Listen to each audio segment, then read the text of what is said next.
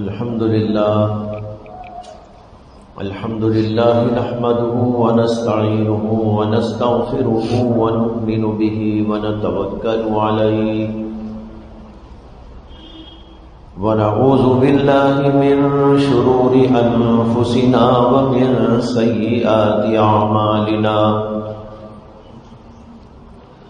من يهده الله فلا مضل له ومن يضلله فلا هادي له ونشهد أن لا إله إلا الله وحده لا شريك له ونشهد أن سيدنا ومولانا محمدا عبده ورسوله صلى الله عليه وعلى آله وأصحابه وأزواجه وذرياته وسلم تسليما كثيرا كثيرا. أما بعد فأعوذ بالله من الشيطان الرجيم. بسم الله الرحمن الرحيم. وما نرسل بالآيات إلا تخويفا. وقال النبي صلى الله عليه وسلم لا تقوم الساعة حتى يقبض العلم وتظهر الفتن وتكثر الزلازل او كما قال صلی اللہ علیہ وسلم. محترم حضرات، بھائیوں، بزرگوں، دوستوں، اللہ تبارک و تعالی نے اس کائنات کو بنا کر بندوں کو اپنی طرف متوجہ کرنے کے لیے بڑے اسباب، بڑے سامان پیدا کیے ہیں تاکہ بندے اللہ کو نہ بھولیں، اللہ کی طرف متوجہ رہے، اللہ کی عبادت اور اللہ کی طاعت بجا لاتے رہے، گناہوں سے، برائیوں سے اپنے آپ کو بچاتے رہے. اس کے لیے اللہ نے پوری کائنات کو پیدا کر کے ہمارے سامنے رکھ دیا. زمین ہے، آسمان ہے، چاند ہے، سورج ہے، ہوائیں ہیں، روشنیاں ہیں، پانی ہے، کھیتیاں ہیں، ستارے ہیں. بے شمار اللہ کی نعمتیں، بے شمار اللہ تعالی کی نشانیاں موجود ہیں. ان ساری چیزوں کے باوجود جب انسان اللہ کی طرف متوجہ نہیں ہوتا، اس کی عبادت، طاعت میں اپنے آپ کو نہیں لگاتا، بلکہ مرضی پر اپنی چلتا ہے، اللہ کی مرضی کو توڑتا ہے، اللہ کی نافرمانی کرتا ہے، شیطان کو خوش کرنے کے کام کیا کرتا ہے، تو پھر اللہ تبارک و تعالیٰ اس کائنات کے اندر کچھ ایسے حالات پیدا کرتے ہیں جس سے کہ انسان کو عبرت ہو جائے. انہی چیزوں میں سے مختلف نشانیاں اللہ ظاہر کر دے، حوادث لوگوں کے سامنے پیدا فرماتے ہیں، جیسے کہ زلزلوں کا آ جانا، سیلاب کا آ جانا، ہواؤں کا تیز تیز چلنا، کثرت کے ساتھ بارشوں کا ہو جانا، یا کبھی زمین کو دھسا دیا جانا. یہ سب کے سب اللہ کی نشانیاں ہیں. پوری کائنات بھی نشانی ہے جس کو دیکھ کر انسان اللہ کی طرف متوجہ ہو سکتا ہے، لیکن جب ہوتا نہیں تو اللہ لوگوں کو ڈرانے کے لیے، تنبیہ کرنے کے لیے، ان کے دلوں کے اندر اللہ کا خوف پیدا کرنے کے لیے حوادث اور پریشانیوں کا ایک سلسلہ جاری کر دیتے ہیں. کبھی زلزلے برپا کر دیے جاتے ہیں، کبھی طوفان برپا کر دیا جاتا ہے، سونامی آ جاتا ہے، زمین کو ہلا کے رکھ دیا جاتا ہے. اللہ اپنی قدرت بتانا چاہتے ہیں کہ دیکھو میری قدرت کیسی ہے، کیا تم میری قدرت کا مقابلہ کر سکتے ہو؟ میں زور سے بارشیں برسا دوں، کیا تمہاری ٹیکنالوجی میں طاقت ہے؟ کیا تمہاری سائنس میں طاقت ہے؟ کیا تمہارے علم میں طاقت ہے؟ یا تمہارے اندر کی قوتوں اور طاقتوں میں ایسی استطاعت موجود ہے کہ میری طرف سے پیدا کردہ بارش کو، برسائے جانے والی بارش کو روک ڈالوں؟ میں اگر زلزلہ برپا کر دوں، زمین کو ہلا دوں، کہاں ہے تمہاری ٹیکنالوجی؟ کہاں ہے تمہاری سائنس؟ کہاں ہے تمہارا علم؟ کہاں ہے تمہارا تجربہ؟ کہاں ہے تمہاری طاقت؟ تم اپنی طاقتوں پر ناز کرتے ہو، اپنے علم پر فخر کرتے ہو، اپنی سائنس اور اپنی ٹیکنالوجی پر فخر کرتے ہو۔ ذرا میری طاقت کا اور میری قدرت کا اندازہ کرو اور مقابلہ کر کے دیکھو کہ حشر کیا ہوگا۔ اللہ دنیا میں یہ حالات بتاتے۔ قرآن پاک کی ایک آیت میں نے تلاوت کی آپ کے سامنے کہ نبی اکرم صلی اللہ علیہ وسلم نے ارشاد فرمایا، وَمَا نُرْسِلُ بِالْآيَاتِ إِلَّا تَخْوِيفًا، ہم جو آیتیں، نشانیاں، حوادث لوگوں پر بھیجتے ہیں، اس کا مقصد ہے لوگوں کے دلوں میں اللہ کا خوف پیدا کرو، اللہ سے ڈرو، اللہ کی طاقت سے ڈرو، اللہ کا مقابلہ نہ کرو۔ تم کیا ہو، تمہارا علم کیا ہے، تمہاری طاقت کیا ہے، تم سب کے سب مل کر بھی میرا کچھ نہیں بگاڑ سکتے، اور میں ایک لمحے میں کائنات کی کائنات کو تباہ کر سکتا ہوں۔ کتنی بڑی طاقت والا ہے وہ۔ ابھی جو حادثہ ترکی میں پیش آیا، کیا اس کی خطرناکی کا ہم لوگوں کو اندازہ ہے کہ نہیں؟ کتنی بلڈنگیں کھڑی کھڑی ایسے ہی زمین کے اندر دھستی چلی گئی۔ اللہ اکبر۔ یہ کیا ہے؟ زلزلہ۔ عربی میں اس کو زلزلہ بھی کہتے ہیں، رش بھی کہتے ہیں، را جیم فا، رجف، اس کے معنی بھی آتے ہیں زلزلہ، یعنی زمین کو اللہ ہلا دیتے۔ بعض روایتوں سے معلوم ہوتا ہے جیسے انسان کے جسم کے اندر رگ ہے، رگ، اور پوری باڈی میں وہ پھیلی ہوئی ہے، اسی طرح زمین کے اندر بھی اللہ نے رگوں کو پیدا کیا ہے، اور ان تمام رگوں کا جہاں مرکز ہے وہاں پر اللہ نے ایک فرشتے کو بٹھا رکھا، وہ ہم کو نظر نہیں آتا، عام آنکھوں سے وہ نظر نہیں آتا، سائنس اور ٹیکنالوجی کے علوم سے بھی نظر نہیں آتا، وہ نبی کو نظر آتا ہے، اللہ جس کو دکھاتا ہے اس کو نظر آتا ہے۔ اللہ نے تمام رگوں کا ایک جگہ پر مرکز بنایا ہے، اور وہاں پر ایک فرشتہ مقرر ہے۔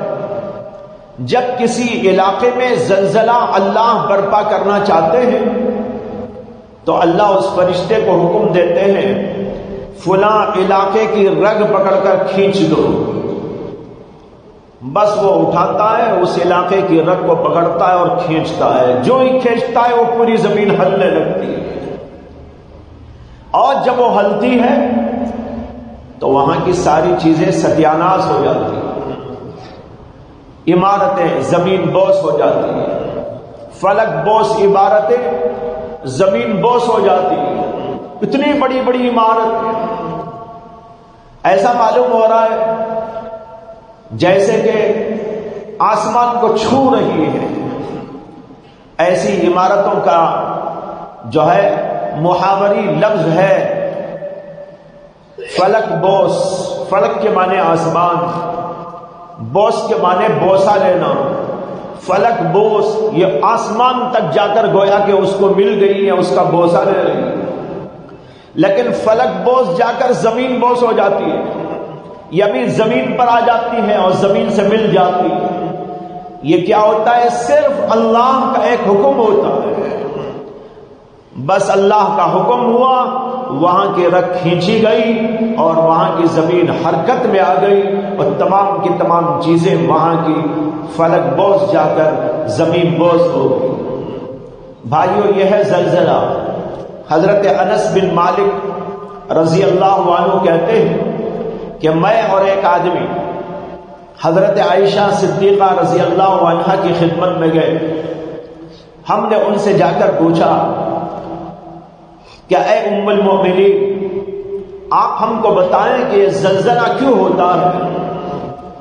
اس کے بارے میں آپ نے اللہ کے رسول صلی اللہ علیہ وسلم سے کچھ سنا ہو تو بتا دیں۔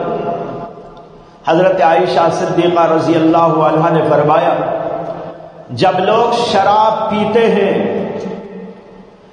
اور گناہوں کو حلال کر لیتے ہیں، گناہ پر گناہ کرتے چلے جاتے ہیں، تو اللہ تبارک و تعالیٰ کی غیرت جوش میں آ جاتی ہے اور پھر اللہ زلزلہ برپا کر دیتے ہیں۔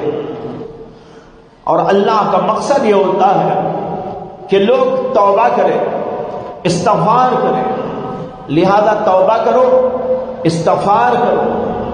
حضرت عائشہ صدیقہ رضی اللہ عنہا نے فرمایا، اس کے لیے اللہ تبارک و تعالیٰ زلزلے بھیجتا ہے۔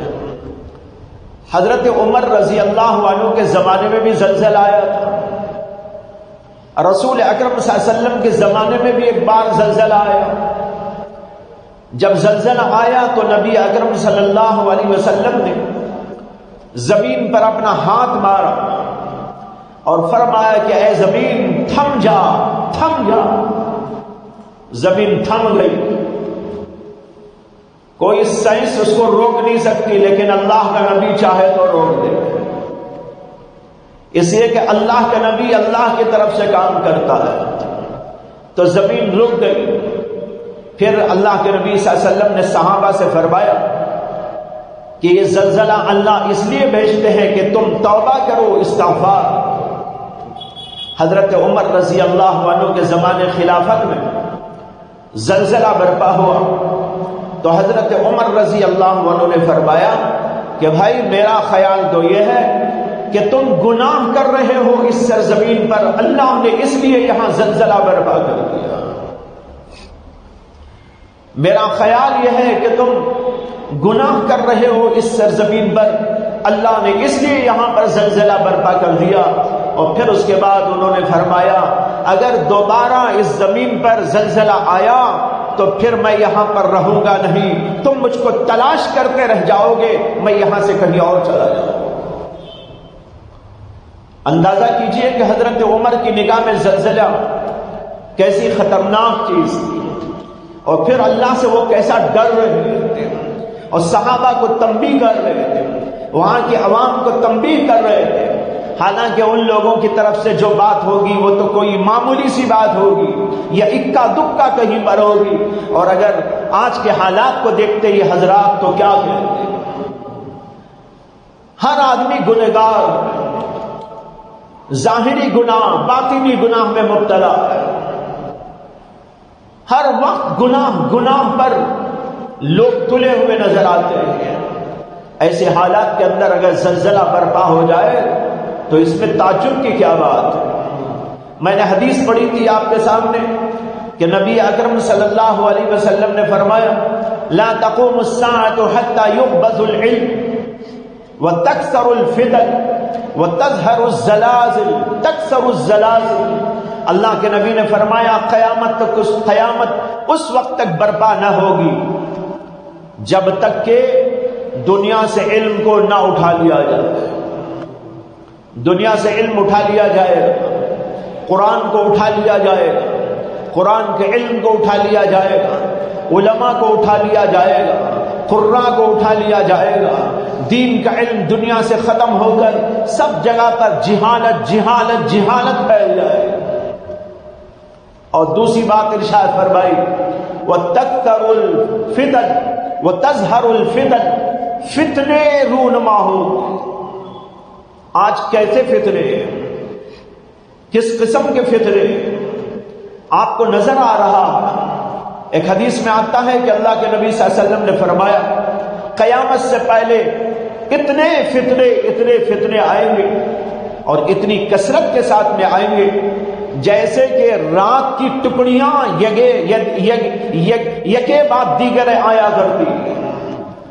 رات ہوتی ہے نا، رات مثال کے طور پر شروع ہوئی مغرب کے بعد، رات شروع ہوئی، اس کے بعد آپ دیکھتے ہیں رات لگاتار آتی ہے، ہر لمحہ بڑھتی ہے یہاں تک کہ صبح ہوتی ہے. اور جب شروع ہوتی ہے تو لگاتار چلتی ہے، اور ہر بعد میں آنے والی رات کا حصہ پہلے حصے سے زیادہ تاریک ہوتا ہے، زیادہ خطرناک ہوتا ہے. 6 بجے کی رات میں اور 12 بجے کی رات میں تو فرق ہے، اور 7 بجے کی رات میں اور 3 بجے کی رات میں تو فرق ہے. جیسے جیسے وقت آگے بڑھتا ہے رات کا اسی طریقے پر زیادہ اندھیری چھا جاتی ہے، زیادہ ویرانی چھا جاتی ہے، زیادہ خطرناکی چھا جاتی ہے. اللہ کے نبی کہتے ہیں اسی طرح قیامت سے پہلے زلزلے برپا، قیامت سے پہلے فتنے برپا ہوں گے، اور وہ فتنوں کا حال ایسا ہوگا جیسے رات کی ٹکڑیوں کا حال ہے. ہر پہلا فتنہ بعد والے فتنے کو مات کر دے، بعد والا فتنہ پہلے فتنے کو مات کر دے گا، بعد میں آنے والا اس سے زیادہ خطرناک، اس سے بعد آنے والا اس سے زیادہ خطرناک. یہ صورتحال اب نظر آ رہی. تیسری بات اس حدیث کے اندر اللہ کے نبی صلی اللہ علیہ وسلم نے فرمائی وَتَكْثُرُ الزَّلَازِلُ، کثرت کے ساتھ زلزلے برپا ہوں گے. یہاں زلزلہ، وہاں زلزلہ، وہاں زلزلہ. ہندوستان میں بھی کئی بار زلزلے ہو چکے. چند سال پہلے لاتور کے علاقے کے اندر آیا تھا خطرناک قسم کا زلزلہ. بہت سو کو اب تک یاد ہوگا، اس کی دہشت اور وحشت یاد ہوگی. اور اس سے چند سالوں پہلے رشیا کے اندر زلزلہ آیا تھا، انتہائی خطرناک قسم کا زلزلہ، جس سے کہ وہ پورے کے پورے علاقے زمین بوس ہو گئے. اسی طرح عرب کے مختلف علاقوں میں، امریکہ کے مختلف علاقوں میں، برطانیہ کے مختلف علاقوں میں وقتاً فوقتاً زلزلوں کا سلسلہ جاری ہے، اور لوگ اس کو دیکھتے ہیں، سنتے ہیں، خبریں معلوم کرتے ہیں، ٹی ویاں دیکھتے ہیں، انٹرنیٹ سے معلوم کرتے ہیں. ایک جگہ کی خبر دوسری جگہ کو آتی ہے اور پورا منظر کا منظر دکھائی دیتا ہے. کیسا ہوا، کیا ہوا، کس انداز سے زمین جو ہے پھٹ رہی ہے، اور کس انداز سے بڑی بڑی عمارتیں زمین کے اندر دھستی چلی جا رہی ہیں، پورا منظر آپ کو دکھایا جاتا ہے. حالانکہ ایک زمانے تک ایسا تھا کہ صرف سنا کرتے تھے، ایک جگہ پر زلزلہ آ گیا، وہاں پر اتنے سیکنڈ کا زلزلہ آیا اور ایسا ہو گیا، اتنے لوگ مر گئے، اتنی تباہی مچ گئی. لیکن اب تو پورا منظر دکھائی دیتا ہے، پوری دنیا دیکھتی ہے. پہلے صرف سنتے تھے، نظر نہیں آتا تھا، اور اب سنتے بھی ہیں اور نظر بھی آتا ہے. لیکن بھائیو غور یہ کرنا ہے کہ اللہ یہ سب کیوں دکھا رہا ہے. نبی اکرم صلی اللہ علیہ وسلم کے زمانے میں جب تیز ہوا چلتی، نبی اکرم صلی اللہ علیہ وسلم پریشان ہو جاتے. حضرت ابو درداء رضی اللہ عنہ فرماتے ہیں کہ نبی اکرم صلی اللہ علیہ وسلم کے زمانے میں جب ذرا تیز ہوا چلتی تو آپ کے چہرے انور پر خوف کے آثار دکھائی دیتے، آپ خوف زدہ ہو جاتے اور مسجد کی طرف دوڑتے، صحابہ مسجد کی طرف دوڑتے، نمازوں کے اندر مشغول ہو جاتے، مسلسل اللہ کے سامنے سجدہ ریز رہتے، جب تک وہ فضا ختم نہ ہوتی. اللہ کے نبی صلی اللہ علیہ وسلم بھی، صحابہ کرام بھی ڈر کے مارے، خوف کے مارے کہیں ایسا نہ ہو قیامت برپا ہو جائے، نمازوں کے اندر لگ جایا کرتے. لیکن اب ٹی ویوں میں بیٹھ کر دیکھتے ہیں اور تبصرے کرتے، ہنستے ہوئے، مذاق کرتے ہوئے، تفریح کرتے ہوئے، آنکھوں کے سامنے ہے بلڈنگ گر رہی ہے لیکن اس کے اوپر کچھ نہیں ہو رہا ہے. صاحب دل سخت ہو گئے، اتنے سخت ہو گئے. نہ موت کسی کے دل کے اوپر اثر انداز ہے، نہ حوادث ان کے دلوں کے اوپر کوئی اثر ڈال رہے ہیں، نہ سخت سے سخت خطرناک سے خطرناک حالات ان کے دلوں کے اندر کچھ ہلچل مچاتے ہیں، بلکہ جیسے رہتے ہیں ویسے ہی رہتے ہیں۔ بھائیوں، اللہ کا مقصد ان تمام چیزوں سے یہ ہے کہ انسان ڈر جائے، خوف زدہ ہو جائے۔ وَمَا نُرْسِلُ بِالْآيَاتِ إِلَّا تَخْوِيفًا۔ نبی اکرم صلی اللہ علیہ وسلم کے زمانے میں ایک بار سورج گرہن ہو گیا۔ سورج گرہن جب آتا ہے اس کی روشنی ختم کر دی جاتی ہے، دن کے اجالے میں اندھیری چھا جاتی ہے۔ ایک دفعہ مجھے یاد ہے کئی سال پہلے علی گڑھ یونیورسٹی کے اندر ایک سیمینار تھا، فقہی سیمینار، جس میں میں بھی شرکت کے لیے گیا تھا، مجھے بھی دعوت تھی۔ وہاں پر 300-400 علماء کرام مختلف خطوں اور علاقوں کے جمع تھے، باہر ملکوں سے بھی آئے ہوئے تھے۔ جس دن وہ سیمینار تھا اسی دن سورج گرہن ہو گیا۔ میں دیکھ رہا تھا اور سبھی دیکھ رہے تھے۔ دن کے 11 بجے 12 بجے کا وقت ہے، لیکن ایسا لگ رہا ہے جیسے مغرب ہو چکی ہو۔ اور یہ بھی اس وقت ہم نے محسوس کیا کہ وہاں علی گڑھ یونیورسٹی کے اندر درخت بہت ہیں اور ان کے اوپر جو چڑیاں ہیں وہ ساری چڑیائیں زور زور سے چیخ رہی ہیں۔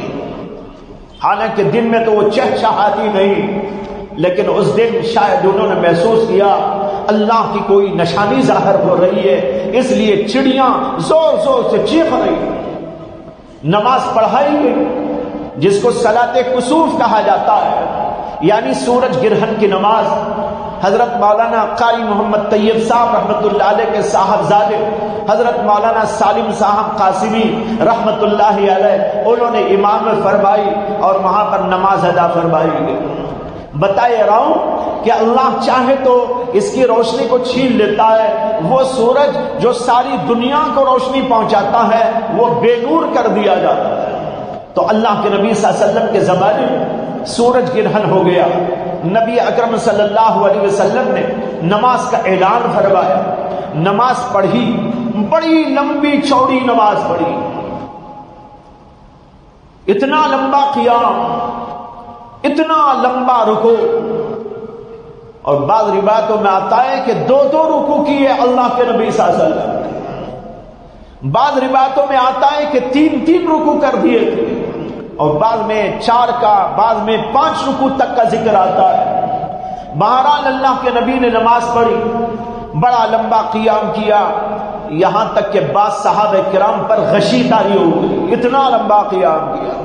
حضرت عائشہ صدیقہ رضی اللہ تعالی عنہا کی بہن حضرت اسماء بنت ابی بکر رضی اللہ تعالی عنہا فرماتی ہیں کہ میں آئی، میں نے دیکھا کہ سارے لوگ نماز کے اندر مشغول ہیں، میں عائشہ کے گھر میں گئی، عائشہ کو دیکھا، یعنی ان کی بہن کو، وہ بھی لوگوں کے ساتھ اپنے گھر میں کھڑے ہو کے نماز کے اندر مشغول ہیں۔ میں نے پوچھا کہ بے وقت یہ نماز کیسی؟ انہوں نے آسمان کی طرف اشارہ کر دیا، دیکھا تو سورج گرہن ہے۔ میں نے سمجھ لیا کہ سورج گرہن کی نماز پڑھی جا رہی ہے۔ کہتی ہے کہ میں بھی کھڑی ہو گئی، اللہ کے نبی نے اتنا لمبا قیام کیا کہ میرا سر چکرانے لگا اور مجھے ایسا محسوس ہوا گویا کہ میرے اوپر غشی طاری ہو جائے۔ اتنا لمبا رکوع، اتنا لمبا قیام، اتنا لمبا سجدہ۔ اور پھر اس نماز کے اندر عجیب بات یہ بھی ہوئی کہ اللہ کے نبی علیہ الصلوۃ والسلام نماز پڑھتے پڑھتے ذرا ایک قدم آگے بڑھ کر ایسا کرنے لگے، یعنی کچھ لیتے ہیں نا، جیسے کوئی آدمی کچھ لینا چاہتا ہو تو جیسے ہاتھ بڑھاتا ہے، اس طرح اللہ کے نبی نے ہاتھ ایسا بڑھایا۔ اور پھر کچھ ہی دیر کے بعد اللہ کے نبی صلی اللہ علیہ وسلم ایک دم پیچھے کی طرف آ گئے۔ صحابہ کو پتہ نہیں کہ کیا ہو رہا ہے، ایسا لمبا قیام، ایسا لمبا رکوع، ایسا لمبا سجدہ، اور پھر اس کے ساتھ یہ عجیب بات ہے کہ کچھ آگے بڑھتے ہیں، کچھ لینا چاہتے ہیں اور پھر کچھ پیچھے ہٹ جاتے ہیں۔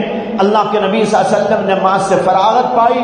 حضرات صحابہ نے پوچھا کہ یا رسول اللہ، ہم نے تو آپ کو دیکھا کہ آپ کچھ چیز لینے کے لیے آگے بڑھ رہے تھے۔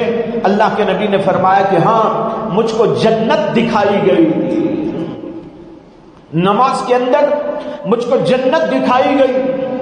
میں نے سوچا کہ خوشہ توڑ کے لے آؤں، اس لیے اس کو لینے آگے بڑھا، لیکن میں لے نہیں سکا.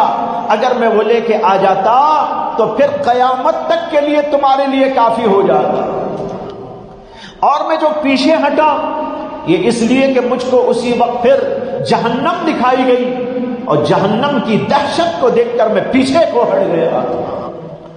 یہ کیفیت تھی اللہ کے نبی صلی اللہ علیہ وسلم پر اس نماز کے بعد آپ نے خطبہ دیا تو اس خطبے کے اندر ارشاد فرمایا یہ سورج گرہن اور یہ چاند گرہن یہ دونوں کی دونوں اللہ کی نشانیاں. سورج گرہن چاند گرہن یہ دونوں اللہ کی نشانیاں ہیں. یخوف اللہ بہما عبادہ، اللہ اپنے بندوں کو ان کے ذریعے ڈرانا چاہتے. میری قدرت سے ڈرو، میری طاقت سے ڈرو، میری عظمت سے ڈرو، میری جلالت کا تصور کرو. میں کتنا بڑا خالق ہوں، میں کتنا بڑا مالک ہوں، جس نے سورج کو پیدا کر کے پوری دنیا کو روشن کیا. وہ اگر چاہے تو اس کو بے نور بھی کر سکتا ہے. چاند کے ذریعے روشنی پھیلاتا ہوں اور اسی چاند کو کبھی بے نور بھی کر دیتا ہوں. یہ زمین میں نے بنائی اتنی عالیشان، لیکن زلزلے برپا کر کر تباہی بھی مچا دیتا ہوں. بڑے بڑے پہاڑ کھڑے ہوتے ہیں، وہ زمین کے اندر دھس جاتے ہیں. میں نے پہاڑوں کو بنایا زمینوں کو تھامنے کے لیے، لیکن اگر میں چاہوں تو انہی پہاڑوں کو زمین کے اندر دھسا دوں. یہ سب میری قدرت ہے، یہ میری طاقت ہے، یہ میری جلالت و عظمت ہے. اے میرے بندو میری طرف متوجہ ہو، مجھ سے ڈرو، میری عبادت کرو، مجھے وہ یاد کیا کرو، مجھ کو راضی کرنے کی کوشش کرو. گناہ نہ کرو، بدکاریاں نہ کرو، گناہ سے زمین کو ناپاک نہ کرو. یہ ہے وہ درس جو اللہ کی جانب سے بندوں کو اس موقع پر دیا جاتا ہے. زلزلہ بھی ایک نشانی ہے. جس طریقے پر سورج گرہن چاند گرہن یہ اللہ کی نشانیاں ہیں، اسی طرح سیلاب کا آنا وہ بھی نشانیاں ہیں. اسی طرح کبھی کچھ ہوتا ہے. اللہ نے صاف طور پر کہہ دیا وَمَا نُرْسِلُ بِالْآيَاتِ إِلَّا تَخْوِيفًا، ہم جو بھی نشانیاں بھیجتے ہیں یہ اس لیے بھیجتے ہیں کہ بندوں کے دلوں کے اندر اللہ کا ڈر پیدا کیا جائے. لیکن بھائیوں ڈر خوف ہمارے موجود نہیں. میں نے ابھی جو حدیث آپ کو سنائی سورج گرہن، اللہ کے نبی صلی اللہ علیہ وسلم نے اسی حدیث میں جہاں یہ فرمایا کہ یہ سورج اور یہ چاند، یہ سورج گرہن یہ چاند گرہن اللہ کی نشانیاں ہیں جس سے اللہ بندوں کو ڈرانا چاہتے ہیں، اسی کے بعد میں ارشاد فرمایا لہذا نماز پڑھا کرو ایسے وقت میں، اللہ کو یاد کیا کرو ایسے وقت میں، صدقہ خیرات کیا کرو اس وقت میں. جہاں تک ہو سکے اللہ کی یاد میں بیٹھے رہو، اللہ کو یاد کرتے رہو یہاں تک کہ یہ سلسلہ ختم ہو جائے. علماء نے اسی لیے لکھا ہے کہ زلزلے پر بھی آدمی کو چاہیے کہ 2 رکعت نماز پڑھے. کوئی بھی اور پریشانی پیش آ جائے 2 رکعت نماز مشروع ہے. جیسے سورج گرہن کی 2 رکعت، چاند گرہن کی بھی نماز پڑھی جاتی ہے. اسی طرح زلزلہ برپا ہو تو وہاں بھی نماز پڑھی جاتی ہے. اسی طرح اور حوادث و پریشانیاں پیش آئے نماز پڑھی جا سکتی ہے. 2 رکعت تنہا نماز اور اس کے ساتھ اللہ کو یاد کرنا. اور بھائیوں سب سے بڑی بات یہ ہے گناہوں سے توبہ کرو. اپنے ہر ظاہری باطن بڑا و چھوٹا کسی بھی قسم کا گناہ ہو اس سے اپنے آپ کو باز رکھو. اللہ کی جلال میں توبہ کرو، استغفار کرو. جب بندے گناہ سے استغفار کرتے ہیں توبہ کرتے ہیں اللہ تعالی حالات کو بدل دیتے ہیں. ہر وقت چوکنا رہنا ہے، اپنے آپ کو گناہوں سے باز رکھنا ہے. نمازوں کی پابندی کرو، نماز کوئی نہ ہم سے چھوڑے، کوئی گناہ کی بات نہ ہو. جس کا کوئی حق ہمارے ذمہ ہو اس کو ادا کر دو. 1 پائی ہو اس کو ادا کر دو، 10 روپے ہو اس کو ادا کر دو. کوئی بھی ہم نے کسی کا حق مارا ہو اس کو ہم جا کر سمجھا کر اس سے معافی تلافی کر لے. اس طرح ہم کو پاک و صاف ہو کے رہنا. ایک حدیث میں آتا ہے کہ حضرت ام سلمہ رضی اللہ عنہا فرماتی ہیں کہ نبی اکرم صلی اللہ علیہ وسلم نے فرمایا کہ زلزلے اور اس طرح کی بہت ساری چیزیں آتی ہیں اور اللہ تعالیٰ تباہ کر دیتے ہیں اور جو ہے مخلوق کو جو ہے مختلف قسم کے عذابات میں گرفتار کر دیتے ہیں۔ حضرت ام سلمہ نے پوچھا کہ یا رسول اللہ، اگر ہم میں کوئی نیک لوگ ہوں تو وہاں بھی ایسے ہی ہوگا؟ اسے کہ ہر علاقے میں کچھ اچھے بھی تو ہوتے ہیں۔ اللہ کے نبی صلی اللہ علیہ وسلم فرمایا ہاں، اگرچہ تمہارے اندر نیک لوگ ہی کیوں نہ ہو، لیکن خباثت بڑھ جاتی ہے تو سب کو ہلاک کر دیا جاتا ہے، نیکوں کو بھی بدوں کو بھی سب کو۔ ہاں، قیامت کے دن نیکوں کو نیکی پر اٹھایا جاتا ہے، بدوں کو برائی پر اٹھایا جاتا ہے، لیکن دنیا کی سزا میں سب کو گرفتار کر دیا جاتا ہے۔ یہ حدیث ہے بخاری شریف کے اندر۔ معلوم ہوا کہ نیک لوگوں کو بھی چاہیے وہ صرف اپنی نیکی پر برقرار نہ رہے بلکہ لوگوں کو نیک بنانے کی کوشش بھی کرے۔ اسی کا نام ہے دعوت، اسی کا نام ہے تبلیغ، اسی کا نام ہے امر بالمعروف، اسی کا نام ہے نہی عن المنکر۔ لوگوں کو سمجھاؤ، لوگوں کو بتاؤ، لوگوں کو واعظ کہو، لوگوں کو ڈراؤ، گناہوں سے باز رکھنے کی کوشش کرو۔ ایک حدیث میں آتا ہے کہ اللہ کے نبی علیہ السلام نے ارشاد فرمایا، ایک مثال دیتے ہوئے، جو لوگ اللہ کے حدود پر، اللہ کے احکام پر قائم و دائم ہے ان کی مثال، اور جو لوگ اللہ کے حدود کو اور اللہ کے احکام کو پامال کر دیتے ہیں ان کی مثال ایسی ہے جیسے ایک جگہ پر کچھ لوگ سفر کرنے کے لیے ساحل سمندر پر پہنچے، وہاں پر ایک کشتی موجود تھی، کشتی کے دو حصے تھے، ایک نیچے والا حصہ اور ایک اوپر والا حصہ۔ اب یہ جانے والے کہاں بیٹھے، اوپر بیٹھے کہ نیچے بیٹھے؟ انہوں نے قرعہ ڈالا، کچھ لوگوں کا نام اوپر والے حصے کے لیے نکل آیا، کچھ لوگوں کا نام نیچے والے حصے کے لیے نکل آیا۔ لوگ بیٹھ گئے، کشتی چلنے لگی۔ اوپر والوں کے پاس میٹھا پانی موجود تھا پینے کے لیے، لیکن نیچے والوں کے پاس میٹھا پانی موجود نہیں تھا، تو نیچے والے پانی لینے اوپر جاتے تھے، بھائی ذرا پانی دے دو، ایک کٹورا پانی دے دو، ایک گلاس پانی دے دو۔ یہ جا رہا ہے، زید جا رہا ہے، بکر جا رہا ہے، عمر جا رہا ہے، خالد جا رہا ہے۔ یہ اوپر والے بار بار جب یہ لوگ آنے لگے تو منہ چڑھانے لگے، ارے یہ کیا ہے مصیبت، یہ آتا ہے یہ پانی لے جاتا، وہ آتا ہے کٹورا پانی لے جاتا ہے، ہر وقت یہی، تو منہ پر چڑھانے لگے۔ تو نیچے والوں نے مشورہ کیا کہ بھائی اوپر والے تو منہ چڑھا رہے ہیں، پانی دینا نہیں چاہتے، ہمارے پاس تو نیچے پانی ہی پانی ہے، ان کے پاس تو لوٹا پانی ہوگا، گھڑا پانی ہوگا، لیکن ہمارے پاس تو سمندر کا سمندر پڑا ہوا ہے، ہم کیوں اوپر والوں کے پاس میں جائیں؟ ایسا کرتے ہیں کہ کشتی کے اندر ایک سوراخ کھول لیں گے نیچے، وہاں سے پانی ڈبو لیا کریں گے۔